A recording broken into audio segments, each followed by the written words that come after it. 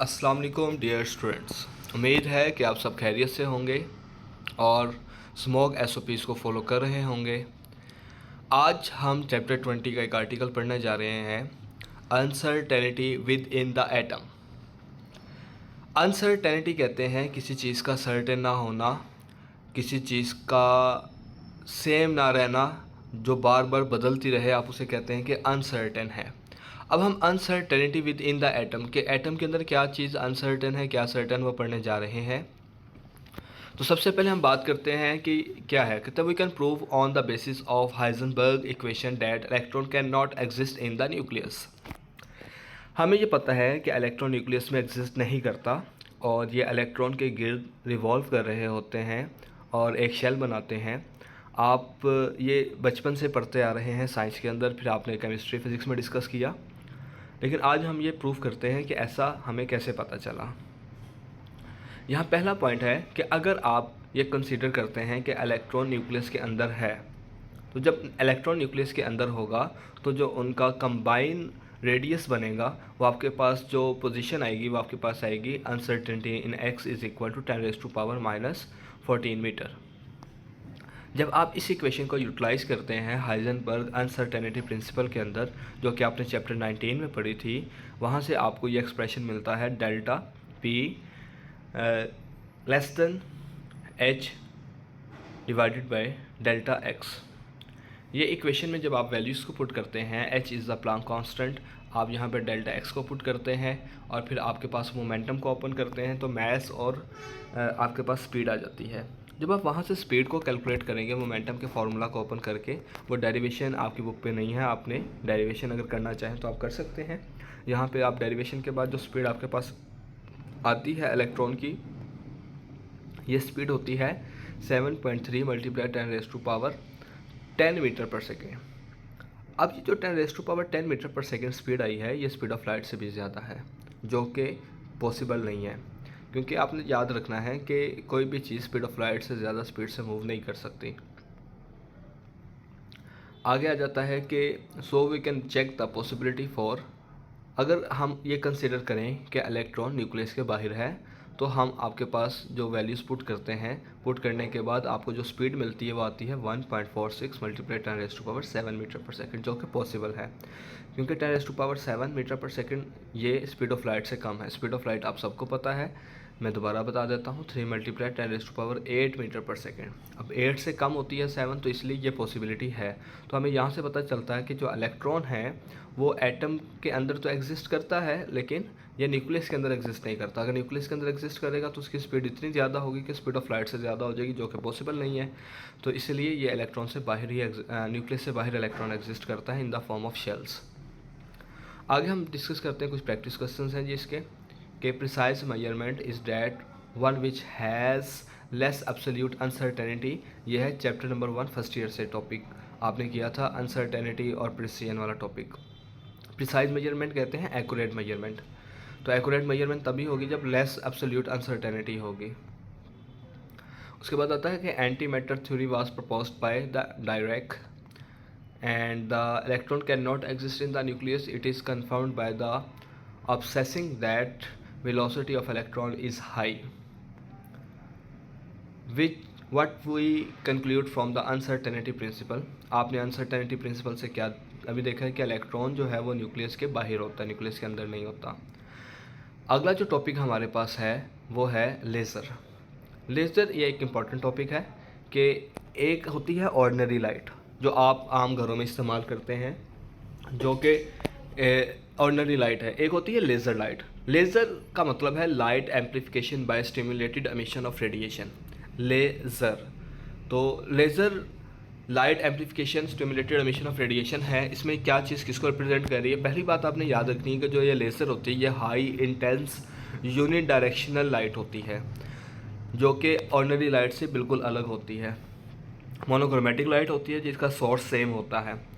अब इसमें कुछ पॉइंट्स हैं हम जो स्टेप बाय स्टेप डिस्कस करते हैं और फिर हम देखते हैं कि लेज़र बनती कैसे है। पहला पॉइंट है स्टिमुलेटेड और इंड्यूस्ड अब्जॉर्प्शन।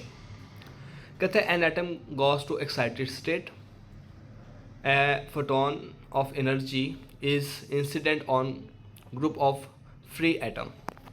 अब मुझे एक बात बताएं कि जब एक इलेक्ट्रॉन एटम के अंदर एनर्जी को अब्जॉर्ब करता है तो वो एनर्जी अब्जॉर्ब करके वो ग्राउंड स्टेट से कहाँ पे चला जाता है, वो एक्साइटेड स्टेट में चला जाता है। सेम इसी तरह से जिस तरह से आप किसी भी ऑब्जेक्ट को एनर्जी प्रोवाइड करते हैं तो एक्साइटेड हो जाता है, उसी तरह से कि आप यहाँ पे जैसे ही एनर्जी प्रोवाइड करते हैं तो वो जो आपके पास एटम हैं, जो इलेक्ट्रॉन हैं, वो एक्साइटेड हो जाते हैं। उसके बाद अगली बात करते हैं कि एक्साइटेड एटम्स के बारे में क्या बात है जी। Spontaneous emission. स्पॉन्टेनियस एमिशन क्या होती है? इट कैन डिके स्पॉन्टेनियसली, मतलब कि हायर एनर्जी स्टेट से जब इलेक्ट्रॉन जंप करके आते हैं लोअर एनर्जी स्टेट में तो ये एनर्जी को एमिट करते हैं। तो अगर ये खुद ब खुद जंप करके आ जाते हैं नीचे तो आप इसे कहते हैं स्पॉन्टेनियस एमिशन। इसका अगली चीज़ आ जाती है स्टिमुलेटेड और इंड्यूस्ड एमिशन। इसमें क्या होता है कि एक रेज़ आप फेंकते हैं और उसकी वजह से करीब वाला जो इलेक्ट्रॉन है वो भी जंप करके हायर एनर्जी स्टेट से लोअर एनर्जी स्टेट में आ जाता है। जब ऐसा होता है कि वो हायर एनर्जी स्टेट से लोअर एनर्जी स्टेट में आ जाता है तो वो भी अपने भी रेडिएशंस निकालता है, जैसे डायग्राम में आपको नज़र आ रहा है। अब ये जब दो रेडिएशंस आपस में मिलती है तो उनकी एनर्जी हो जाती है 2HF। अब इस प्रोसेस को, जिसमें आप एक रेडिएशंस को फेंकते हैं और उस रेडिएशंस की वजह से करीब वाले जो हायर एनर्जी स्टेट के इलेक्ट्रॉन्स होते हैं वो जंप करके लोअर एनर्जी स्टेट में जाते हैं, तो आप इसे कहते हैं इंड्यूस्ड एमिशन का नाम देते हैं। अगली बात करते हैं जी कि प्रिंसिपल ऑफ लेज़र क्या है। स्टिमुलेटेड और इंड्यूस्ड एमिशन है। इसमें क्या होता है, आपको डायग्राम नज़र आ रही है कि इलेक्ट्रॉन्स जो हैं वो पहले ग्राउंड स्टेट से जाते हैं जंप करके एक्साइटेड स्टेट के अंदर। एक्साइटेड स्टेट में जाते हैं तो इलेक्ट्रॉन ज़्यादा देर एक्साइटेड स्टेट में रह नहीं पाते क्योंकि उनके पास एनर्जी ज़्यादा होती है। वो दोबारा से जंप करते हैं और वो ग्राउंड स्टेट में आना चाहते हैं ताकि वहाँ जाके वो स्टेबल हो सके। तो होता ये है कि जैसे ही एक इलेक्ट्रॉन जाता है वो ज़्यादा देर रुकता नहीं है, फिर वो जंप कर जाता है, फिर एक इलेक्ट्रॉन जाता है, ज़्यादा देर रुकता नहीं है, जंप कर जाता है। तो ये आपके पास लाइट तो एमिट होती है, रेडिएशंस तो एमिट होती है, लेकिन फिर वो ज़्यादा इंटेंस बीम नहीं बनती। तो इंटेंस बीम लेज़र बनाने के लिए आप क्या करते हैं, आप दरमियान में ये एक तीसरी आपको ब्लू कलर की लाइन नज़र आ रही है, इसे आप कहते हैं metastable state. Metastable state in दोनों के दरमियान वाली स्टेट होती है।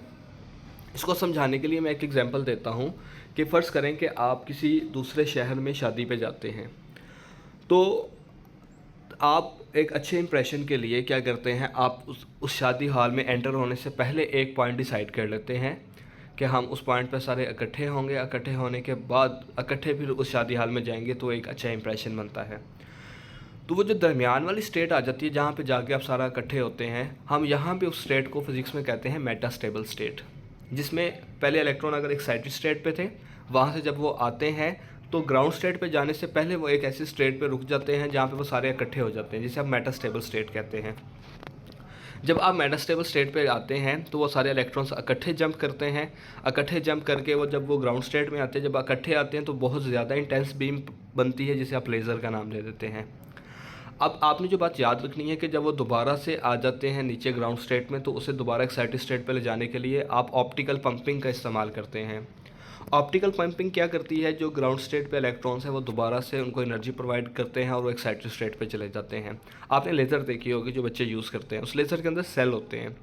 वो जो सेल है वो ऑप्टिकल पंपिंग का इस्तेमाल करते हैं, ऑप्टिकल पंपिंग के लिए होते हैं। उसमें होता ये है कि वो इलेक्ट्रॉन्स को पंप करते हैं और वो एक्साइटेड स्टेट में चले जाते हैं। वहाँ से वो दोबारा से जब जंप करते हैं ग्राउंड स्टेट में आ जाते हैं और हैवी एनर्जी बीम प्रोड्यूस होती है, और वो फिर एक हैवी एनर्जी बीम जो होती है, इंटेंस बीम होती है, उसे आप लेज़र का नाम दे देते हैं। अगली बात आ जाती है कि जो एक्साइटेड स्टेट के अंदर जो जितनी देर इलेक्ट्रॉन रुकता है वो उसका टाइम बहुत कम है, 10⁻⁻8 सेकेंड है।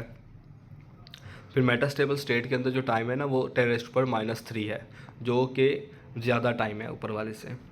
अब ज़्यादा टाइम के लिए वो वहाँ पे रुक जाते हैं इलेक्ट्रॉन्स मेटास्टेबल स्टेट के अंदर, जिसकी वजह से वो फिर इकट्ठे जंप करते हैं तो फिर एक इंटेंस बीम प्रोड्यूस हो जाती है। अब प्रॉपर्टीज़ ऑफ लेज़र जो है वो आपने कुछ याद रखनी है, मेंशन की गई है। मोनोक्रोमेटिक लाइट है, कोहेरेंट है जिसका सेम सोर्स होता है, यूनि डायरेक्शनल लाइट होती है, ये रिफ्लेक्ट हो सकती है, ये रिफ्रैक्ट हो सकती है, ये डाइफ्रैक्ट हो सकती है, ये पोलराइज हो सकती है, इसकी इंटरफेरेंस हो सकती है, ये टिश्यूज़ को डैमेज कर सकती है। इसके बहुत से आप एप्लीकेशंस हैं, बहुत से यूज़ करते हैं, लेकिन जो आमतौर पे ज़्यादा लेज़र यूज़ होती है helium neon laser. Helium neon laser में आपके पास जो हीलियम है वो 85% होती है, नियॉन 15% होती है, इसलिए आप हीलियम नियॉन लेज़र का इस्तेमाल करते हैं। नियॉन इज़ लेसिंग और एक्टिव मीडियम जो है वो नियॉन जो होती है उसमें एक्टिव मीडियम होता है। By chance helium and neon have the identical metastable state, इसलिए आप इन दोनों को इस्तेमाल करते हैं। ठीक है, इनकी एनर्जी लेवल भी आपने देखना है, वो आपने याद रखना है। पॉपुलेशन इन्वर्जन जो मैंने आपसे बात की है कि मेटास्टेबल स्टेट में सारे इलेक्ट्रॉन्स इकट्ठे होते हैं, फिर इकट्ठे जंप करते हैं। तो आप इकट्ठे जंप करते हैं, जब इकट्ठे होते हैं फिर जंप करते हैं, आप इस प्रोसेस को पॉपुलेशन इन्वर्जन का नाम देते हैं, जिसमें सारे पॉपुलेशन होती है, पहले सारे इकट्ठे होते हैं, उसके बाद फिर जंप होता है, तो आप उसे पॉपुलेशन इन्वर्जन का नाम देते हैं। और यहाँ पे कुछ एनर्जी लेवल्स हैं इनके, वो आपने याद रखने हैं। उसके बाद प्रैक्टिस क्वेश्चंस आ जाते हैं जी कि laser beam is a coherent monochromatic unit directional, ये तीनों होते हैं, अभी हमने डिस्कस किया है। All of this is the right option.